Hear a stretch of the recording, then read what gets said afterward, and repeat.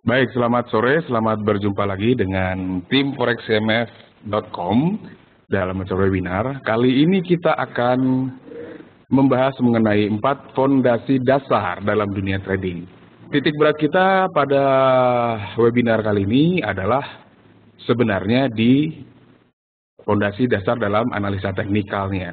Seperti kita ketahui bahwa yang namanya analisa itu ada 2 jenis. Yang pertama adalah analisa fundamental dan yang kedua adalah analisa teknikal. Tapi itu bukan urutan prioritas ya, artinya Anda besok bebas memilih jenis analisa apa yang ingin Anda lakukan atau Anda ambil. Nah, kali ini kita akan membahas tentang 4 fondasi dasarnya dulu, seperti yang saya katakan tadi, analisa teknikal. Tentu saja yang pertama, fondasi pertamanya adalah analisa teknikalnya.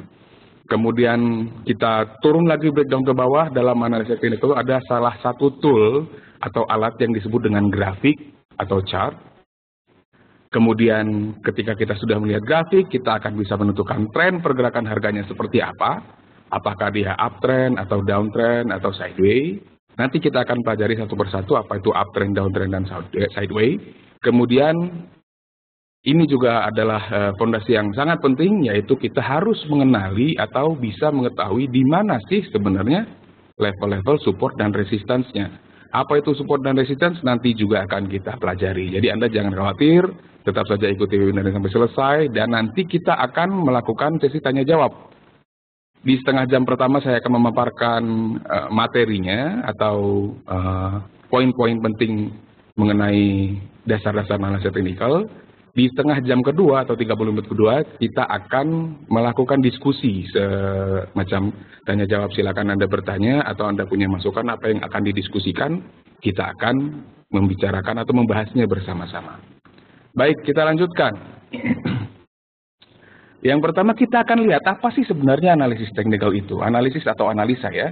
Analisis teknikal itu sebenarnya adalah studi pergerakan pasar untuk mengenali tren dan peluang.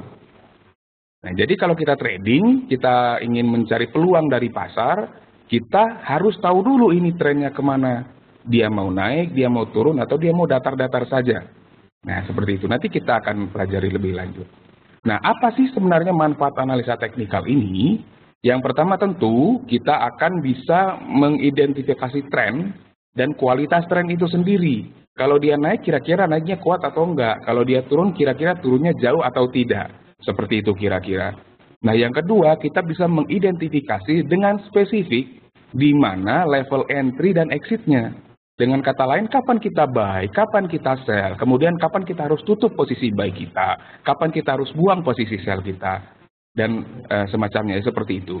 Intinya, kita tahu kapan keluar, kita tahu kapan harus masuk. Kita tahu kapan harus ambil posisi, kita harus kapan harus take action, kita juga tahu kapan harus berhenti. Oke? Nah, semua itu nanti akan dipelajari dengan analisa teknikal. Sehingga setiap keputusan yang akan kita ambil, mau itu buy, mau itu sell, mau itu take profit, mau itu stop loss sekalipun, itu tidak berdasarkan feeling semata, tapi ada argumennya berdasarkan analisa teknikal yang ada dasar-dasarnya. Nah, yang ketiga, dengan memahami analisa teknikal, kita juga bisa menyusun sistem trading kita sendiri bahkan. Kalaupun kita tidak menyusun sistem trading kita sendiri atau mungkin kita mengadaptasi sistem trading milik orang lain, tanpa pengetahuan analisa teknikal yang memadai, semua itu tidak akan ada artinya. Nah, dengan menggunakan sistem trading orang lain saja, tidak begitu berguna kalau kita tidak tahu dasar analisanya, apalagi kalau kita membuat sistem trading kita sendiri. Pasti mustahil kalau kita tidak tahu dasar-dasar analisanya. Oke, dalam analisa teknikal ada 3 asumsi dasar. Ini kita bisa kenal, biasa dikenal dengan istilah Dow ya, Dow Theory ya. Yang pertama disebutkan di situ adalah market action discounts everything. Bukan diskon dalam bentuk harga ya, tidak seperti itu. Market action discounts everything ini maksudnya adalah kalau kita bukan diterjemahkan, dipahami dengan sederhana adalah bahwa setiap pergerakan harga atau price action itu mencerminkan setiap informasi yang beredar di pasar. Dengan kata lain, kita bisa secara tidak langsung mengerti apa sih efek informasi-informasi yang berada di pasar. Mau itu rumor, mau itu berita, mau itu data-data ekonomi. Itu sebenarnya tercermin nanti dalam setiap pergerakan harga, price action-nya. Nah, dengan kata lain, jika kita berbicara mengenai analisa teknikal, sebenarnya kita tidak perlu terlalu memikirkan apa sih yang menyebabkan harga ini naik atau turun. Apa yang menyebabkan pasar menguat atau melemah. Nah, karena semuanya sudah bisa kita lihat secara tidak langsung dari pergerakan harga, maka kita langsung bisa mengambil action, kita mau buy atau mau sell. Jadi kalau kita bicara analisa teknikal, kita cenderung tidak perlu lagi terlalu memikirkan data apa yang ada, berita apa yang beredar di pasar, ada rumor apa. Nah, nanti akan ketahuan kenapa saya bisa berkata seperti itu, atau kenapa asumsi Dow teori ini bisa mengatakan seperti itu, nanti kita akan ketahui bersama-sama. Yang kedua, price moves in trend. Maksudnya ini harga itu selalu bergerak dalam tren. Tren itu artinya arah. Tren harga berarti harga cenderung bergerak dalam arah tertentu. Tapi tentu saja pergerakan ini atau tren ini tidak selamanya akan abadi. Pasti di suatu saat tren tersebut akan berakhir dan berganti dengan tren lain. Jadi bisa kita ingat bahwa yang namanya tren itu adalah arah. Kalau kita bicara analisa teknikal, tren itu adalah arah atau kecenderungannya. Nanti kita akan pelajari bahwa ada 3 jenis tren dilihat dari arahnya, naik, turun, dan sideways atau datar. Kalau saat ini misalnya harga berada dalam uptrend atau dalam kecenderungan arah pergerakan harga yang naik. Kemudian tidak berarti bahwa harga itu akan terus naik atau akan terus turun. Tidak akan seperti itu. Suatu saat dia akan berhenti naik. Kemudian dia bergerak turun. Atau bisa jadi ketika dia pada suatu saat dia turun, di titik tertentu atau di suatu saat nanti, ya kan istilahnya seperti itu ya, dia akan berhenti bergerak turun untuk kemudian bergerak naik. Atau justru ketika dia sedang naik, dia berhenti bergerak naik, dia bergerak datar. Bisa jadi seperti itu. Nah, itulah yang dimaksud dengan price moves in trend. Nah, yang ketiga, ini adalah history repeats itself. Ya, history repeats itself itu maksudnya sejarah selalu berulang. Nah, yang perlu kita perhatikan di sini, sejarahnya yang selalu berulang itu bukan angka ya, kan kalau harga itu ada di angka sekian, angka sekian. Jadi dalam konsep history repeats itself ini yang berulang itu bukan angkanya. Seringkali orang salah mengartikan begini. Orang mengartikan bahwa jika bulan lalu misalkan, bulan lalu ada angka 1.5000 di pasar misalnya, maka bulan berikutnya atau 2 bulan berikutnya atau 3 bulan berikutnya itu angka itu akan ada lagi. Ya mungkin memang benar akan seperti itu, tetapi bukan itu maksudnya. Yang dimaksud dengan history repeats itself ini adalah bahwa harga itu cenderung membentuk pola-pola tertentu yang cenderung berulang dari waktu ke waktu. Berulang dari masa ke masa. Nah, dengan demikian, kalau kita sudah mempelajari sejarah pergerakan harga, dalam tanda kutip ya sejarahnya ya, artinya kita sudah mempelajari perilaku-perilaku pergerakan harga, pola-polanya kita sudah pelajari. Nah, karena memang pola-pola ini akan cenderung berulang, nanti suatu saat nanti, kalau pola yang sama muncul, pola yang mirip muncul, kita akan bisa tahu apa yang harus kita lakukan. Misalnya ada pola, katakanlah sebut saja pola A misalkan ya. Di waktu-waktu yang lalu berulang-ulang selalu muncul pola A, dan kalau pola A itu muncul harga akan bergerak naik misalnya. Nah, di masa datang jika kita melihat ada pola A yang sama, kita bisa berasumsi atau bisa memperkirakan bahwa oh nanti harga juga akan bergerak naik. Nah, seperti itu kira-kira. Oke, nah ini baru pembukanya ya. Nah, sekarang kita masuk ke intinya sebenarnya. Ke intinya itu kita bicara grafik, karena cabang dari analisa teknik itu sangat banyak. Salah satunya adalah grafik, atau kita menyebutnya dengan chart ya. Kita menyebutnya dengan chart. Nah, ada 3 buah tipe grafik yang dapat dipergunakan dalam analisa teknikal. Nah, diantaranya begini. Yang satu yang namanya line chart. Line chart itu diambil dari kata line itu garis berarti ya. Nah kalau line chart berarti grafik yang berbentuk garis. Nanti kita lihat. Yang kedua ada yang namanya bar chart. Dan yang ketiga ada yang namanya candlestick chart. Atau biasa juga disebut dengan Japanese candlestick chart. Oke. Kita akan bahas satu persatu. Oke, agar kita bisa lebih menghemat waktu ya, saya kira Anda bisa bebas bertanya melalui chatbox yang sudah disediakan di platform ini. Ya, saya akan contohkan, silakan bertanya di sini ya. Anda tinggal mengetikkan saja apa yang ingin Anda tanyakan. Saya akan pantau chatboxnya. Kalau saya melihat ada pertanyaan, saya akan langsung menjawab. Oke, kita lanjutkan. Nah, yang pertama akan kita bahas adalah bar chart, line chart dulu ya, line chart. Line chart ini yang seperti kita lihat tadi garis, ya, garis grafiknya berbentuk garis. Nah, ini kita bisa lihat, ini saya kira cukup mudah untuk dipahami ya. Kita bisa melihat ada garis yang naik turun, ya. Tapi secara umum kita bisa dilihat ini harganya naik ya. Nah, tapi garis ini atau line chart ini sebenarnya hanya menghubungkan harga-harga penutupan saja. Nah, jadi misalnya nih, maaf.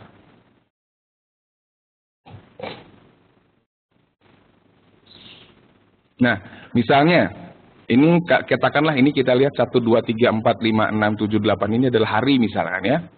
Di hari pertama atau tanggal 1 lah katakan. Harga ditutup di harga 100 misalnya. Di tanggal 2 ditutup di harga 200. Di tanggal 3 ditutup di harga 150. Di tanggal 4 250 dan seterusnya. Dah, line chart ini atau grafik garis ini menghubungkan harga-harga penutupan tersebut. Nah, jadi dihubungkan sama garis-garis itu. Ini cukup mudah dilihat ya. Jadi kalau kita mau melihat arah secara umum ya, bisa menggunakan line chart ini. Cuman ada kelemahannya line chart ini. Kelemahannya di mana? Kelemahannya adalah kita nggak tahu nih. Misalkan di tanggal 1 nih. Harga tertingginya di berapa sih sebenarnya?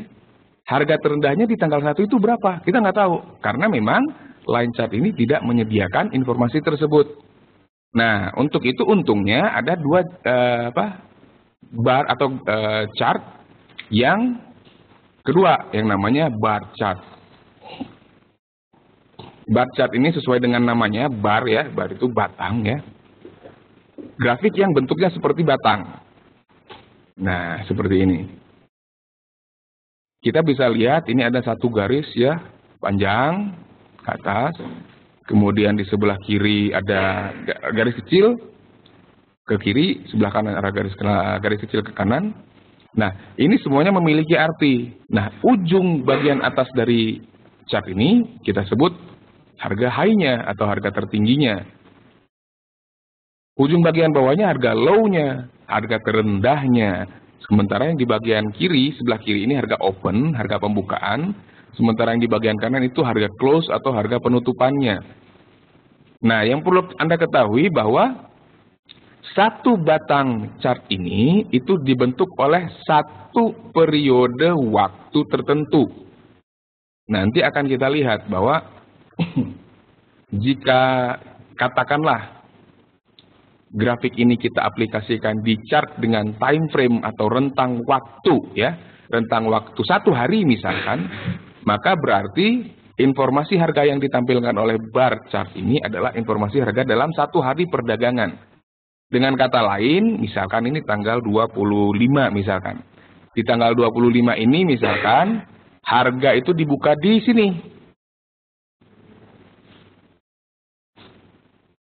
Dalam perjalanan dalam 1 hari perdagangan itu, harga sempat naik ke sini. Pernah turun ke sini, dan di akhir hari perdagangan, harganya berhenti di sini, di level close-nya. Nah, demikian ya. Nah, sementara yang sebelah kanannya ya kebalikannya saja. Kalau dia open-nya di sini, close-nya di sini, harga tertingginya ternyata di sini. Nah, berarti kan kalau yang di sini berarti 1 hari perdagangan itu harganya naik, sementara di sini 1 hari perdagangan itu harganya turun. Oke, sampai di sini mungkin ada yang ingin ditanyakan? Ya, silakan saja langsung bertanya kalau ada yang ditanyakan. akan saya langsung jawab.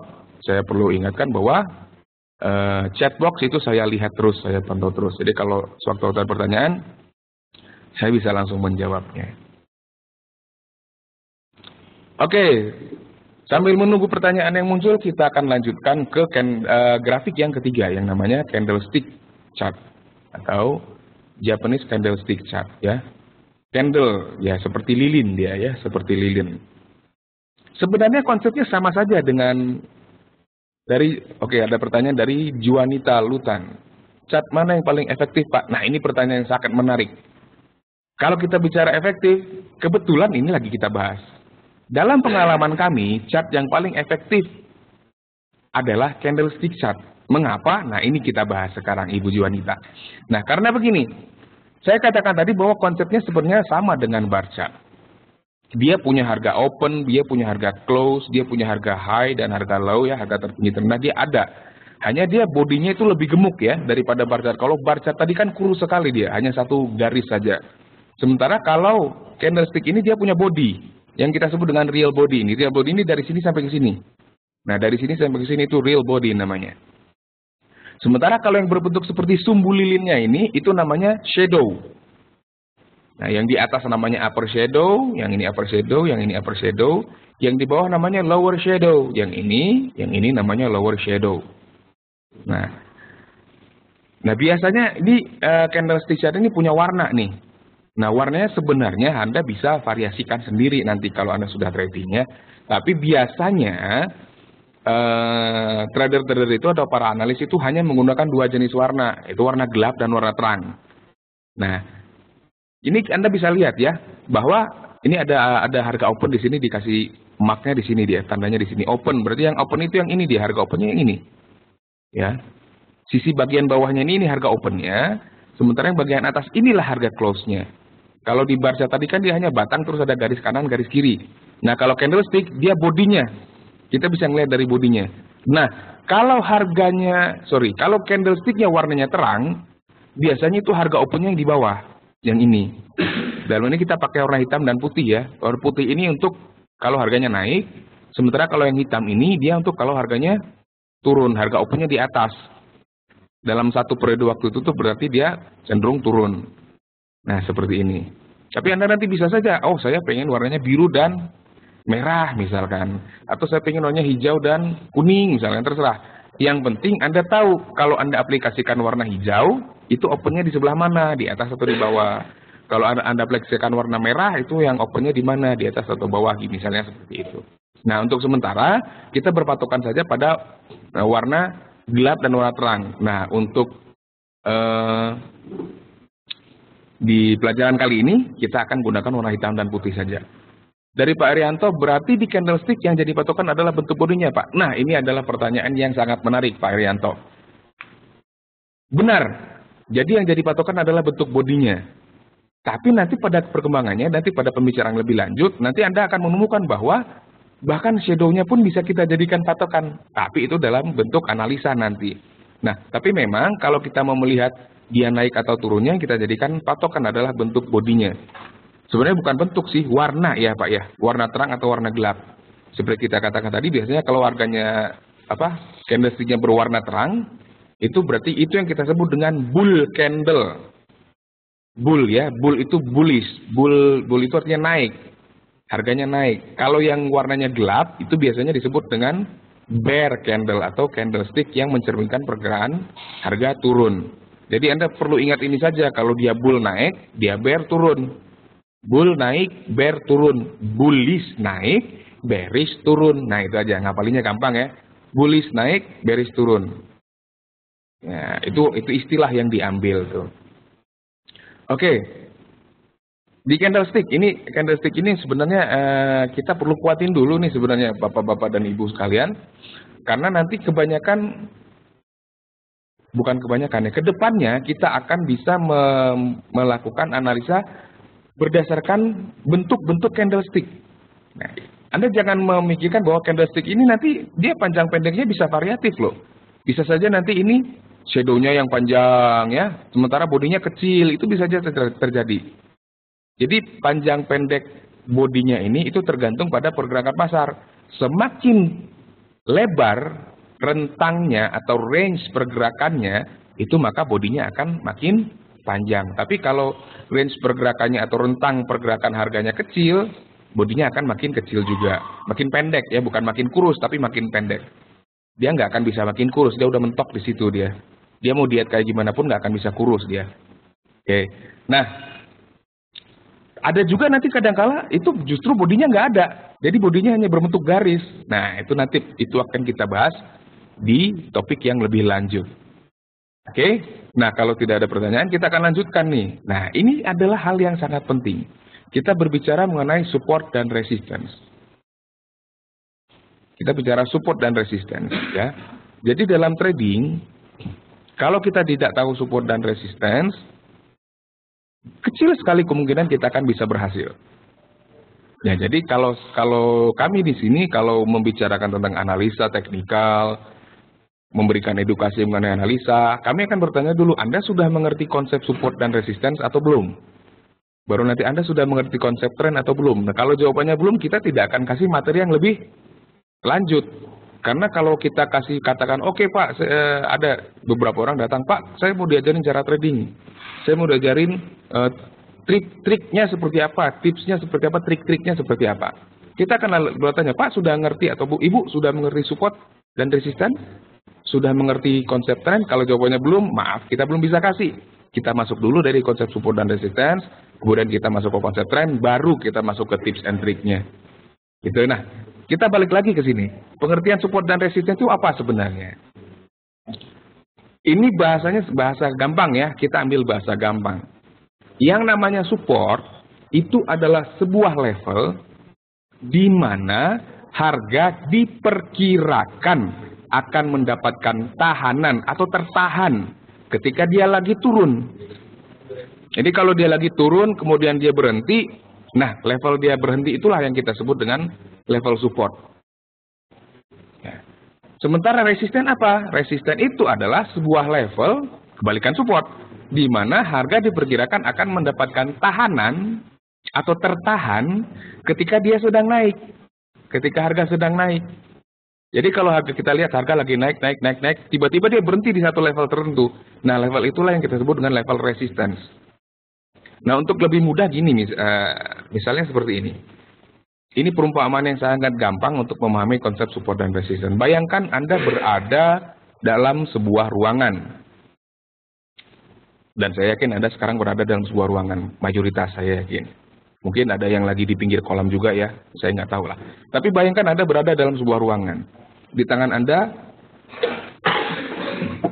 Anda ada sebuah bola. Kita bayangkan bola yang cukup berat lah, bola golf misalkan ya. Bola golf, di tangan Anda ada bola golf. Kemudian bayangkan Anda melemparkan bola itu ke atas.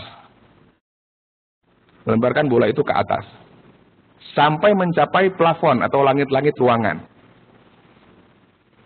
Yang menahan bola itu untuk naik adalah plafon. Jadi ketika kita lemparkan bolanya naik ke atas, dia berhenti itu di plafon. Nah, itulah yang namanya resistance-nya. Jadi resistance itu kayak plafon kalau dalam ruangan. Sementara kalau bola itu kita lemparkan ke bawah, kita jatuhkan misalkan, dia tertahan di lantai dong. Benar nggak? Dia akan tertahan di lantai. Nah, lantai itulah yang seolah-olah jadi support. Jadi ketika turun, berhenti di lantai. Ketika naik, berhenti di plafon. Nah, seperti itu. Tapi, yang namanya support dan resistance, nanti kita akan pelajari, tidak akan abadi juga. Tidak pernah ada support atau resistance yang bertahan selamanya. Jadi, ibarat lantai, mungkin suatu saat lantainya akan bolong. Ibarat plafon, plafonnya mungkin suatu saat akan jebol. Gitu. Karena tidak menahan pergerakan yang sedemikian besar tenaganya. Nah, ini kita akan lihat support dan resistance secara lebih visual ya. Kita bisa melihat. Anda bayangkan, kalau Anda bisa melihat kursor saya. Sebentar.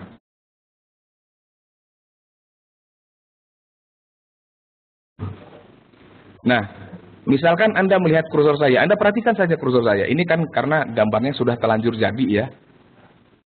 Anda perhatikan kursor saya. Anggap pergerakan kursor saya ini adalah pergerakan harga. Nah, kita mulai dari atas. Harga turun nih. Harga turun. Dia terhenti sebentar di sini. berhenti kemudian dia naik, memantul gitu kan. Nah, berarti tempat di pantulannya ini, tempat di mana harga berhenti, itulah supportnya sebenarnya. Ada sesuatu yang membuat harga berhenti turun ke bawah. Apa itu? Nah, kalau kita bicara konsep jual beli berarti lebih banyak yang beli daripada yang jual. Kan kalau konsep jual beli kan supply and demand ya. Konsep jual beli, semakin banyak permintaan atas suatu barang harganya akan naik, tapi semakin banyak yang jual atau semakin banyak suplainya harga turun. Tapi kita tidak perlu memusingkan itu. Ketika harga turun dan berhenti di sini kemudian naik, itulah level supportnya. Apa yang menyebabkan harga berhenti di situ? Dalam analisa teknikal kita sebenarnya tidak perlu mencari-cari tahu. Kita cukup tahu bahwa oh ada sesuatu yang menyebabkan harga berhenti di sini. Kemudian dia naik. Nah, naik dia berhenti lagi di sini. Dia tidak bisa naik lagi. Kemudian dia turun. Nah, level ketika di mana harga berhenti naik itulah yang disebut dengan resistance tadi. Dia turun, ya kan? Turun, berhenti lagi di sini. Naik dia. Naik. Nah, level di mana harga berhenti ini jadi support juga. Itu support. Naik, berhenti, turun lagi. Nah, itu berarti level resistennya. Dan seterusnya, dan seterusnya. Ada kemungkinan ini nanti akan sangat panjang sekali atau mungkin pendek, kita tidak tahu. Tapi yang jelas, ketika harga berhenti bergerak dan dia berbalik arah, itulah level-levelnya. Support kalau dia berhenti bergerak turun dengan naik, resisten kalau dia berhenti bergerak naik, kemudian untuk turun. Nah, seperti itu. Persis seperti konsep lantai dan plafon tadi yang kita bicarakan di awal. Nah, seperti itu. Bisa dimengerti ya, saya pikir. Kalau ada yang kira-kira bingung atau penjelasan saya kurang jelas, perkataan saya kurang bisa dicerna misalkan, silakan langsung. Oke, kita lanjut ya. Nah, itulah dia. Jadi intinya simpelnya gampang aja. Support resisten itu adalah ketika harga berhenti bergerak dan dia mantul berbalik arah, itu aja. Nah, dalam analisa teknikal itu diyakini dan pasti memang ada sesuatu yang membuat harga berhenti di sini. Ada yang membuat harga berhenti di sini. Penyebabnya apa? Yang kita perlu tahu. Yang kita perlu tahu itulah level resistennya, itulah level supportnya. Oke ya? Oke, kita lanjutkan. Nah, ini di subtopiknya itu agak-agak mentereng nih. Resistance become support and vice versa. Ini biar kelihatan keren lah ya. Jadi resistance itu bisa berubah jadi support. Begitu juga sebaliknya. Maksudnya gimana itu? Nih. Ini kita ada contoh grafik pound sterling terhadap USD ya, GBP USD daily. Anda bisa lihat di pojok kiri atas. Anda ikuti lagi pergerakan kursor saya. Waktu itu harga bergerak dari sini. Kita abaikan dulu yang lain-lain ya. Saya mau menunjukkan satu hal ini. Harga berhenti di sini. Ini jadi harga naik, berhenti di sini. Jadi apa nih kira-kira? Silakan yang bisa jawab langsung diketik aja. Ketika harga naik dan dia berhenti di sini, maka level ini adalah level resisten. Persis benar sekali Pak Arianto. Dia turun kan? Naik lagi dia. Nah, ingat, level resisten yang tadinya terbentuk itu tidak bisa diabaikan. Karena level resisten ini yang sudah terjadi sebelumnya itu kita bisa jadikan acuan. Nanti kalau kita sudah bicara strategi, kita akan bisa memahami bagaimana cara memanfaatkannya. Tapi bukan sekarang. Sekarang kita mau memahami konsep support resistennya dulu. Dia naik, berhenti, turun. Kemudian tapi dia naiknya itu kencang Pak dan Ibu ya. Naik, kencang, tembus. Resistennya ini tadi tembus. Tadi kan resisten nih. Tembus. Nah, ketika harga sudah tembus ke atas resisten, di saat harga sudah berada di sini, maka yang tadinya resisten sekarang sudah berubah fungsi menjadi support. Dan sebaliknya, jadi kalau dia sekarang tadinya dia resisten, sekarang jadi support. Nah, turun, dia mentok di sini, dia naik lagi. Begitu juga kalau dia tadinya support. Kalau tadinya support, misalkan nih seandainya harga turun, ini kan tadi support nih. Harga turun, naik, ini support. Turun, bablas dia tembus ke bawah, maka support ini juga langsung berubah menjadi resistance. Itu. Bisa dipahami nggak kira-kira Bapak dan Ibu sekalian? Oke, kalau gitu kita lanjutkannya. Silakan langsung bertanya. Oke, thank you. Nah, sekarang baru kita kan sudah tahu nih support resisten. Jadi apa sih fungsinya kita tahu support resisten? Supaya kita bisa tahu kira-kira kalau harga mau bergerak sampai kemana sih, gitu loh. Dia mau bergerak sampai kemana, kira-kira berhentinya nanti di mana sih, gitu. Itu fungsinya kita tahu support dan resisten. Nah, kemudian kita bicara trennya. Ini sangat penting Bapak Ibu sekalian, karena apa? Karena ketika kita bicara tren, maka itu akan menentukan posisi apa atau transaksi apa yang akan kita ambil. Yang akan kita ambil itu transaksinya atau yang kita buka itu posisinya buy atau sell. Ingat bahwa semua transaksi atau posisi yang kita ambil itu harus, tidak bisa ditawar-tawar, harus searah dengan tren. Nah, dalam analisa teknikal, bukan hanya dalam analisa teknikal saja, dalam trading itu ada ungkapan yang berbunyi, the trend is your friend. Tren itu teman Anda, teman seiring sejalan, gitu ya, teman seperjuangan. Jadi jangan dikhianati. Ya. Kalau kita mengkhianati teman kita, dia marah nanti. Kalau dia marah, nanti dia bisa berbalik menjadi musuh kita. Kan bahaya tuh. Tren juga begitu.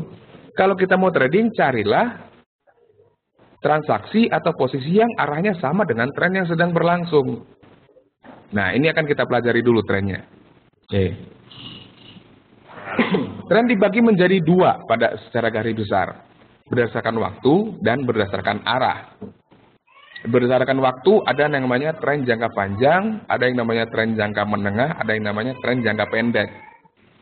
Kalau berdasarkan arah ada yang namanya tren naik, atau biasa nanti disebut dengan uptrend, ada yang namanya tren turun atau biasa disebut dengan downtrend, ada juga yang disebut dengan sideway. Nah, sideway ini nggak naik nggak turun. Dia cenderung datar-datar saja, biasa-biasa saja. Dia nggak naik, nggak turun. Dia cenderung bergerak di rentang harga tertentu. Nanti akan kita lihat. Nah, kita akan melihat morfologi uptrend. Morfologi, keren ya bahasa kita ya. Morfologi itu bentuknya ya, bentuknya. Nah, Bapak Ibu sekalian, kalau kita melihat pergerakan harga ini kita sederhanakan ya. Ini saya sederhanakan, pergerakannya dijadikan garis saja sebenarnya. Jadikan line chart. Ini ya untuk mempermudah dulu ya. Nanti kalau kita sudah lebih lanjut, kita akan lihat bagaimana mengenalinya dalam bentuk bar chart, bagaimana mengenalinya dalam bentuk candlestick chart. Nanti kita pelan-pelan lah ya. Nah, sekarang saya permudah dulu, saya bentuk chartnya menjadi bentuk line chart. Garis. Nah, ini hanya untuk mempermudah saja.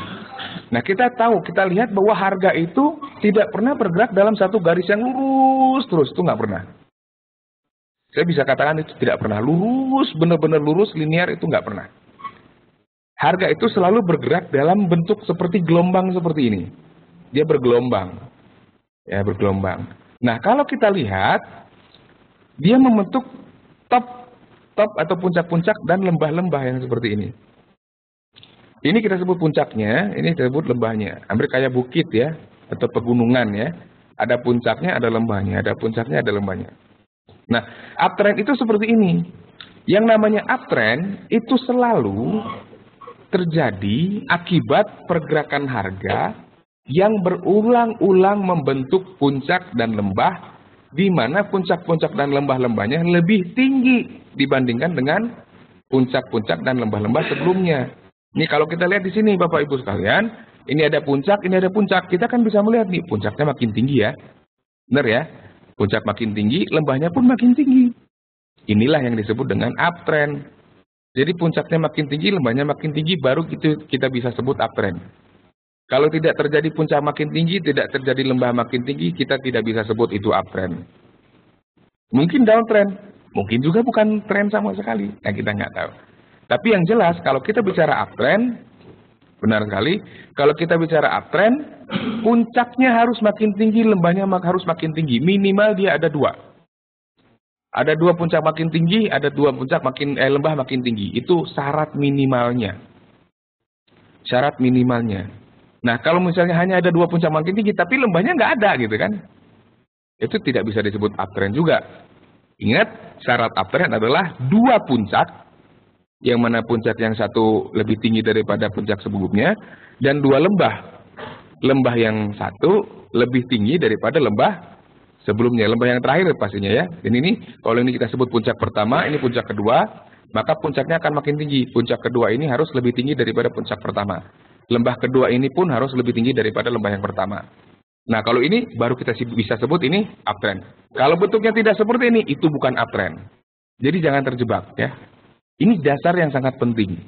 Banyak sekali trader atau orang yang mengaku trader di sana, di luar sana, gagal mengenali tren. Dianggapnya itu uptrend, padahal syarat-syarat yang saya sebutkan tadi tidak ada. Prasyaratnya nggak ada. Tapi dia sudah berasumsi itu uptrend. Nah, itu tidak bisa seperti itu, harus tahu caranya dulu. Dari Ibu Juanita dia beranggapan dari namanya perempuan ya. Maafkan kalau salah. Pak, cara mengenal jika sebuah tren berubah, apakah ada ciri-cirinya Pak? Ada. Nah, kebetulan kita belum sampai ke sana Ibu. Sabar dulu, oke. Ibu ini progresif sekali ya. Saya suka. Oke, berarti tebakan saya benar. Saya berbakat menjadi peramal. Oke ya. Oke, kita lanjutkan Bu. Kita akan sampai ke sana Bu, kita akan sampai ke sana. Oke, jadi ingat dulu syaratnya dulu ya. Syaratnya dulu, puncak makin tinggi, lembah makin tinggi. Kalau nggak ada itu bukan uptrend. Nah, dengan demikian downtrend seperti apa? Kebalikannya. Yang namanya downtrend, puncaknya makin rendah, lembahnya juga makin rendah. Kalau syarat ini tidak terpenuhi, itu bukan downtrend. Jadi jangan salah. Saya katakan tadi di awal sebelumnya, kalau kita mau trading kita harus tahu trennya dulu. Saya katakan carilah posisi atau transaksi yang searah dengan tren. Artinya apa? Kalau kita mau melakukan transaksi, kita lihat trennya. Trennya sekarang apa? Katakanlah trennya downtrend. Maka jangan kita mencoba untuk mencari posisi buy. Saya bisa katakan tidak disarankan untuk mengambil posisi buy pada saat downtrend. Karena itu berarti apa tadi? Mengkhianati teman kita. Kan the trend is your friend kan? Trend itu teman kita. Jadi kalau kita lihat dia pasar lagi downtrend, justru kita buy, berarti kita melawan pasar. Orang pasar lagi turun, kenapa kita beli? Nah, berarti apa? Kalau kita lihat sedang dalam keadaan downtrend, maka posisi yang terbaik yang bisa kita ambil adalah sell. Sebaliknya, jika sedang dalam uptrend, apa dong posisi yang kita bisa ambil? Buy atau sell? Buy, benar sekali. Jadi kita bisa ambil posisi buy kalau uptrend, sell kalau downtrend. Itu pedoman utamanya. Buy-lah pada saat uptrend, sell-lah pada saat downtrend. Di mana nanti kita bahas, bukan sekarang. Ngebahas di mana dan kapannya bukan sekarang. Nanti kalau kita sudah masuk ke sistem atau strategi, baru kita akan bahas. Ini kita bicara dasarnya dulu. Oke, nah kita sudah bicara uptrend, kita sudah bicara downtrend. Ingat bahwa yang namanya trend, uptrend itu dua puncak makin tinggi, dua lembah makin tinggi. Downtrend dua puncak makin rendah dan dua lembah makin rendah. Itu saya akan ulang-ulang sampai Anda hafal. Kalau perlu ketika saya belum selesai ngomong pun Anda sudah bisa melanjutkan. Ya, karena ini penting sekali. Ini penting sekali. Baik. Nah, kita sudah bicara uptrend, kita sudah bicara downtrend. Dari Andre, Pak, kalau downtrend di H1 kan belum tentu downtrend dan juga di M5. Kita ikut mana, Pak? Ini sebenarnya pertanyaan yang tidak basic sama sekali ya. Saya yakin Pak Andre ini sebenarnya sudah punya pengalaman trading. Tapi it's okay. Nah, yang dikatakan oleh Pak Andre ini adalah kita bicara multi time frame Pak. Nah, saya perlu katakan bahwa yang namanya tren itu pada dasarnya aslinya nih ya, aslinya tren itu subjektif. Loh, kok bisa begitu? Aneh kan? Nah, yang namanya tren itu aslinya subjektif. Bagaimana kita melihatnya? Kebetulan Pak Andre sudah kasih contoh. Kalau di H1 itu kan berarti time frame H1 ya, grafik hourly. Itu downtrend. Belum tentu di M5 juga downtrend. Artinya di 5 menitan belum tentu downtrend juga. Benar. Karena point of view-nya sudah berbeda. Gitu. Misalkan begini, Anda melihat, Anda tahu yang namanya Rubik ya. Kubus Rubik itu yang ada berapa sisi itu? 6 sisi ya. Ada 6 sisi dan masing-masing sisinya warnanya berbeda-beda. Kita lihat dari sisi sini warnanya merah. Lihat dari sisi sana warnanya biru. Lihat dari sisi sebelah kanan warnanya kuning, hijau, putih. Nah seperti itu. Tergantung dari sisi mana kita lihat. Point of view-nya mana. Ketika Anda dihadapkan ke sebuah kotak kubus Rubik atau Rubik Cube itu, Anda berada di 4 sisi yang berbeda, Anda akan melihat warna yang berbeda. Apakah keempat-empatnya salah? Tidak. Keempat-empatnya bisa benar kalau tidak buta warna. Nah, demikian juga dengan melihat tren. Kalau kita melihat tren di yang jangka panjang, kita nggak usah main time frame dulu ya. Kita kan tadi pembicaranya baru jangka panjang, jangka menengah, jangka pendek. Kalau kita lihat di jangka panjang, bisa saja lagi downtrend. Kita lihat jangka pendeknya, mungkin lagi uptrend atau mungkin bahkan sedang sideways, bisa saja seperti itu. Nah, pertanyaannya kita ikut yang mana? Kita ikut yang ingin kita pakai. Yang mana ingin, kalau kita mau tradingnya jangka panjang, jangka pendek, atau jangka menengah. Nah, misalkan kalau kita mau ikut yang kalau H1 itu misalnya dia jangka pendek tapi tidak terlalu pendek. Kalau yang M5 5 menit itu sangat-sangat super pendek. Ya. Jadi bisa berarti kan 5 menit 10 menit udah selesai. 5 menit 10 menit. Kalau kita pakai hourly mungkin bisa 1-2 hari baru posisinya ditutup. Nah, sekarang style kita trading gimana nih?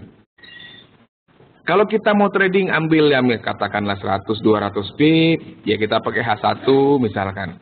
Ya sudah, kita berpatokan di chart itu saja. Jadi tidak perlu, istilah saya sih nggak perlu iseng ya, ngintipin time frame yang sebelumnya gitu, yang lebih kecil misalkan ya. Kalau kita sudah pakai H1, udah kita pakai H1 terus. Kita pakai 4, memang kita niatnya trading 1 minggu 2 minggu misalkan, sudah kita pakai 4 terus. Gitu. Sebab kadang-kadang banyak trader yang berganti-ganti time frame hanya untuk cari pembenaran. Walaupun memang ada trader yang menggunakan beberapa time frame dalam waktu bersamaan untuk mencari peluang, ada, tapi itu sudah lebih sophisticated gitu ya, misalkan itu sudah lebih canggih. Itu kita sudah bicara multi time frame analysis, tapi kita tidak akan bahas sekarang. Tapi untuk pertanyaan Anda tadi, ikuti saja yang mana yang mau Bapak lihat pertama kali, misalkan, oh saya melihat downtrend H1, ya sudah pakai saja di H1 itu. Ya, jadi kita tidak perlu iseng melihat time frame yang lain, apalagi yang lebih kecil gitu ya. Kalau yang lebih besar oke lah, tapi jangan terlalu jauh juga. Itu kita akan bahas di kesempatan yang lebih lanjut misalkan. Oke, kita lanjutkan. Nah, sideways tadi kita sudah bicara uptrend, sudah bicara downtrend. Kita sudah tahu syarat-syarat uptrend, kita sudah tahu syarat-syarat downtrend. Nah, sekarang kalau dia nggak uptrend, nggak downtrend, namanya apa? Namanya sideways. Ada yang mengistilahkan ini sebagai trendless katanya, nggak ada trend. Ada yang mengistilahkan flat, ya. Ada yang mengistilahkan ranging, ya. Jadi bergerak hanya dalam range tertentu saja. Kita kan bisa lihat hanya dalam range tertentu saja dia bergeraknya. Nah, berarti kalau sideways ini dia tidak memenuhi syarat uptrend dan tidak memenuhi syarat downtrend. Puncaknya bisa makin tinggi, lembahnya bisa makin rendah misalkan, atau puncaknya makin rendah, lembahnya makin tinggi. Jadi dia cenderung datar. Sebenarnya secara kasat mata kita bisa lihat sebenarnya. Jadi kalau gampangnya begini, kalau kita tidak bisa menemukan syarat-syarat uptrend dan juga kita tidak bisa menemukan syarat-syarat downtrend dalam chart yang kita lihat, berarti itu memang bukan uptrend atau downtrend. Nah, kesimpulannya adalah sideways. Gitu. Jadi gampang sekali sebenarnya sideways ini. Jadi pergerakan harga yang berulang kali membentuk puncak lembah namun cenderung mendatar. Dia nggak makin naik, dia nggak makin turun ya, misalkan seperti itu, dia sideways saja, datar-datar saja. Nah, ini kita akan bahas tren lain ini. Nah, ini nanti akan ada kaitannya dengan pertanyaan Ibu Juanita tadi. Yang mana tadi ya? Yang cara mengenal jika sebuah tren berubah gitu ya. Ini akan membantu nanti tren lain. Tren lain itu adalah alat bantu dalam analisa teknikal untuk membantu kita mengenali, bukan menentukan, mengenali tren yang sedang terjadi. Trennya apa? Naik atau turun? Nah, penggunaannya mudah, kita hanya tinggal menghubungkan 2 titik terendah atau tertinggi, puncak dan lembah sebenarnya ya, dalam sebuah pergerakan harga yang sedang diobservasi. Dan bukan titik terendah dan titik tertinggi juga sebenarnya. Nggak ada yang terendah dan tertinggi, karena kalau kita bicara tren kan, pasti puncaknya makin tinggi makin rendah. Nah, mana yang tertingginya? Tertinggi kan cuma 1, terendah cuma 1 gitu kan. Nah, bukan 2 titik terendah dan tertinggi, tapi titik ekstrim sebenarnya. Lembah dan puncak yang ekstrim. Yang kita lihat paling mencolok, terlihat paling mencolok secara kasat mata. Nah, tren lain juga berfungsi sebagai area support atau resisten yang sifatnya mengikuti pergerakan harga. Nah, ini kita lihat sekarang. Nih. Nah, Pada saat uptrend, kita kan bisa lihat lembah-lembahnya nih ya, Bapak Ibu sekalian. Ada lembah, ada lembah, ada lembah, ada lembah. Nah, kalau kita menggambar trendline pada saat uptrend, kita hubungkan minimal dua lembahnya ini. Tarik, hubungkan dua lembah minimal. Semakin banyak lembah yang terhubung, maka trendline ini semakin valid. Semakin baik, semakin kuat. Nah, pada keadaan seperti ini, si trendline ini dia berfungsi sebagai support yang kita bicarakan tadi. Nah, jadi dia sifatnya ini mengikuti pergerakan harga, mengikuti arah trennya. Namanya juga trendline, jadi ngikutin trendline. Oke, dari Bapak Andre, ada lagi nih ya. Pertanyaannya dari Bapak Rianto, rentang waktu yang digunakan menggunakan trendline tersebut, apakah hari sebelumnya atau hari yang sedang kita observasi, Pak? Bukan hari, Pak. Yang kita lihat bukan hari apa, bukan, tidak. Kita melihat polanya saja, pergerakannya saja. Ya, tidak kita abaikan harinya. Jadi periode waktunya kita abaikan, mau harian, mingguan kita abaikan. Yang kita hubungkan lembah-lembahnya saja. Mau ini terjadi dalam satu hari, mau ini terjadi dalam satu minggu. Kalau kita bisa menghubungkan lembah-lembahnya ini, kita tarik saja trendline-nya. Minimal dua ya, minimal dua lembah yang dihubungkan. Gitu Pak Irianto. Dari Bapak Andre, Pak maaf potong sebentar, Pak kalau menentukan titik ekstrim maksudnya body candle atau shadow candle? Nah ini pertanyaan yang sangat luar biasa. Super sekali Bapak Andre. Oke. Tuh itu udah trademarknya orang itu ya, motivator itu ya Mario Teguh ya, jangan pakai ntar diminta royalti lagi kita. Oke, tapi ini pertanyaan yang sangat bagus dari Bapak Andre. Nah, yang titik ekstrim kita tentukan itu mengikut sertakan shadow-nya. Namun, nah ini ada namunnya. Ada kalanya shadow itu juga bisa kita abaikan. Karena bisa saja terjadi penembusan yang tidak signifikan misalkan. Tapi itu tidak akan kita bahas sekarang Pak Andre. Tapi pada dasarnya memang kita mengikut sertakan shadow-nya. Tidak hanya bodinya saja. Jika memungkinkan kita ikut sertakan shadow-nya. Artinya prioritas utama kita dalam menarik trendline adalah menyertakan shadow-nya. Ya, shadow-nya disertakan. Dari Bapak Muklas Nur Iman, untuk support resisten atau trendline, terkadang harga sudah melewati garis-garis tersebut, dan kita sudah open posisi, tetapi harga malah berbalik. Apakah masih ada syarat atau kondisi tertentu yang perlu kita perhatikan sebelum order? Nah, ini nyambung sebenarnya dengan pertanyaan Ibu Juanita tadi. Nah, gini ceritanya. Begini kisahnya sebenarnya.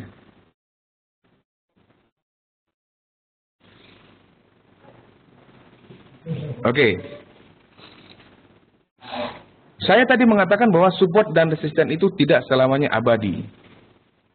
Harga cenderung akan berbalik arah jika support atau resisten tembus. Dalam hal ini misalkan seperti ini, dia lagi uptrend. Kalau harganya tembus, misalkan seperti ini. Sebentar, saya akan munculkan toolnya sebentar.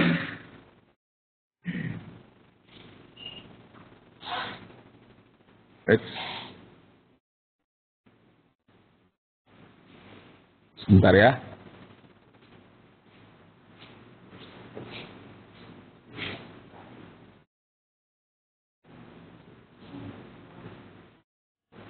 Nah, misalkan nih harganya turun ke sini nih. Aduh, kok hilang ya? Oh, baiklah. Anda ikuti kursor saya ya. Jika misalkannya turun dan tembus trendline, pertanyaannya apakah saya boleh langsung sell? Jawabannya adalah belum tentu. Belum tentu. Kenapa? Karena ketika walaupun dia sudah tembus si garis support ini, ya sudah tembus. Ini kalau bicara trendline ya, belum tentu kita bisa langsung sell di situ. Belum tentu. Tetapi boleh saja. Nah, adapun pertanyaan dari Bapak Muklas tadi, sebenarnya ini pertanyaannya klasik sekali sebenarnya. Ini sudah bicara strategi trading sebenarnya. Strategi trading itu ada yang namanya bounce, ada yang namanya breakout. Nah, kalau mengandalkan tembus support resisten, misalkan tembus resisten nih, tembus resisten kan dia diperkirakan langsung naik gitu kan ya. Sudah ambil buy, ternyata harganya turun lagi. Saya hanya bisa katakan satu Pak Muklas, itulah resikonya trading.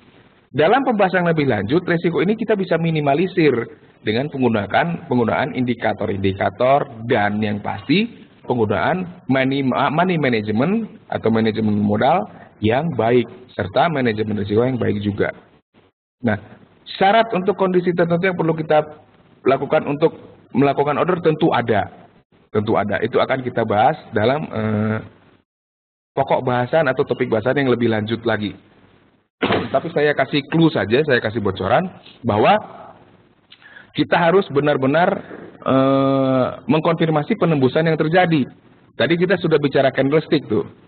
Kita sudah bicara candlestick, kalau kita mau melihat suatu breakout, kita harus pastikan bahwa penembusan yang terjadi itu body candlesticknya sudah lewat, Pak. Kalau body candlesticknya belum lewat, itu kemungkinan besar penembusannya atau breakoutnya tidak valid. Jadi hati-hati di situ. Itu clue-nya saja. Nanti kedepannya untuk membahas hal seperti itu kita akan buatkan sesi tersendiri ya, sesi yang lebih lanjut. Oke, kita lanjutkan dulu. Nah, itu tadi trendline yang ditarik pada saat uptrend dia menjadi support. Sekarang kalau pada saat downtrend seperti apa? Nah, kalau pada saat uptrend tadi yang kita hubungkan adalah lembah-lembahnya.